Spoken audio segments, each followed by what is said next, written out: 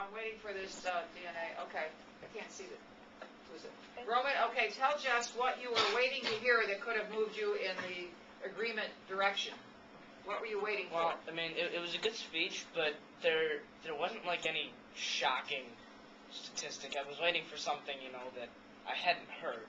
Because, you hear you can't pay the rent and the food, and, I mean, it's bad and everything. It's just, it's not shocking, and it seemed sort of familiar, what I'd heard before.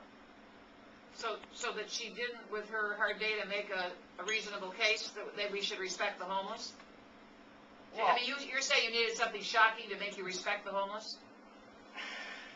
I don't want to misinterpret you. No, what I'm trying to say is, you've heard about the problems, yeah. But there wasn't anything that, because sometimes, I mean, oftentimes it's not their fault, but sometimes it is, and there wasn't anything that, pushed the idea that it's not them, it's just... So she needed to stress more on how so many of the homeless, the millions of them, are not at fault for where they are, and go into that a little more, because there are a lot of people who believe that they're pretty much getting what they deserve, and they're a bunch of lazy people and drug addicts. Yeah, well, because you mentioned the drug addicts at the beginning, but it wasn't really okay, as much. All right.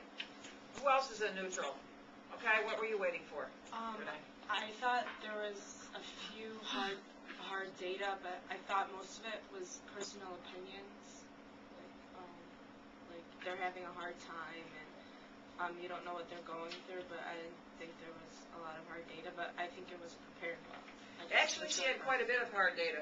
Maybe but she also did what you're talking about, right? I think sometimes the connection wasn't there, Renee, between the hard data and saying they're having a hard time. That she probably could have explained more how and why exactly it's really difficult. Okay, so let's hear from someone who moved to agreement. Jesse. At first, I sort of thought too, like they deserved to be homeless. But when she said that like the 40% of them had a job, that statistic sort of made me think that maybe all of them don't deserve it because some are hardworking. So. Okay. How many were surprised by that? The 40% had a job. We have what's called the working poor in America, and they number somewhere in the 30s and 40s of millions of people who actually are working, but the one job alone at minimum wage is not enough to survive. Yeah. Okay, someone else over here? Yes, Jerry. I like how she played with our emotions by having us imagine what it's like to be homeless, because she used a lot of that. Okay, so you liked her pathos. Yeah. She did a good job with the pathos. Okay, someone else?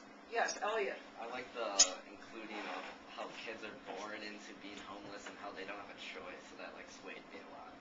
Okay, all right. And someone else, a different reason? Yes, Carlene. In the beginning of her argument, I was going to switch over to neutral, but then when she started talking about the mental and the emotional side, then she added with the hard data, like the pathos, I guess we're saying, like explaining the hard data and how, like paraphrasing that more. Okay. So it kind of switched me back here.